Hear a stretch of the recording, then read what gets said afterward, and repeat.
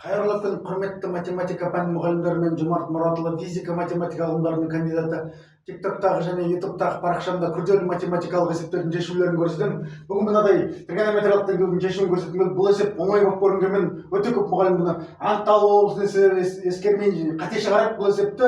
Мұнда мынадай есептің берілгенін оқиын. Сіздерге синус x плюс тангенс x тең бөлшек бөлімінде 2 синус x алынды 1 бөлінген косинус x минус косинус x. Мұнысын түрлендірген. Анықталу қандай? Ең бірінші анықталу синус x нөлге тең болмау керек и косинус x нөлге тең болмау керек.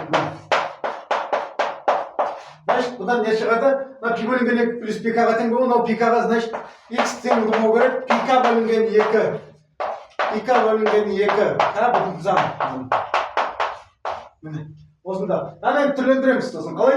Тангенс деген синус бөлінген косинус қой. Достар, плюс синус x бөлінген косинус x. Так. Енді тең. Мынаны түрлендіріп аламыз енді. Бөліміне синус косинус x бөліміне келеді 2 синус x косинус x. Анда косинус x 1 минус косинус квадрат x. Ол не болады? 1 минус косинус квадрат x қой, синус квадрат x болады. Мен қысқарып нөлге тең емес болғандықтан дұрыс. Сонда қандай теңдеуге келеді бізде? Бұнда мәндес теңдеу қандай болады? Косинус x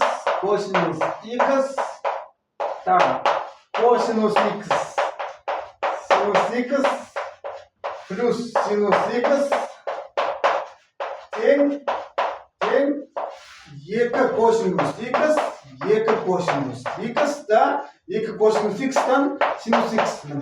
Әнерде 2 косинус x нөлге тең емес қой, 2 косинус x-қа көмек жіберсек, қандай теңдеу шығады мына жерде?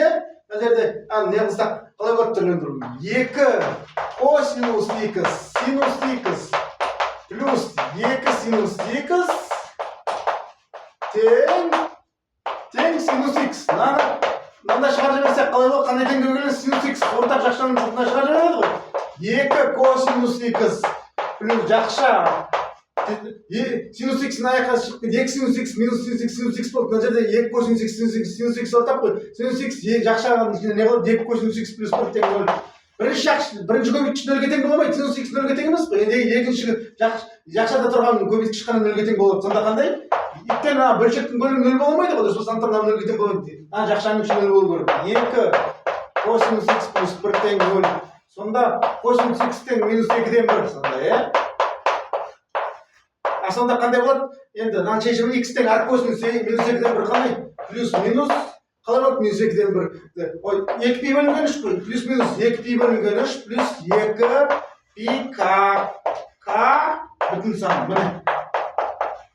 Мына теңдеудің жауабы қандай болады бұнда? X қалай? Міне, жауабы мынаған тең. Мына шешімі қандай болады? Қандай сандар жиын болады? X тең плюс минус 2 пи бөлінген 3 плюс 2 пи к бүтін сан. Міне. Есебіміз шықты. Ұнаса лайк қойып әріптестеріңізбен бөлісіңіздер. Барлықтарыңызға сәттілік тілеймін. Сау болыңыздар.